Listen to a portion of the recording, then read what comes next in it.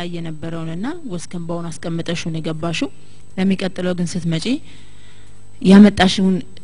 የባህል ቁሳቁስ እንድትጠቀሚበት እንፈልጋለን ሪትም አያያዝሽን በጣም ጥሩ ነው ስለዚህ አሁን ደግሞ ቀጣዩ ውድድር በጣም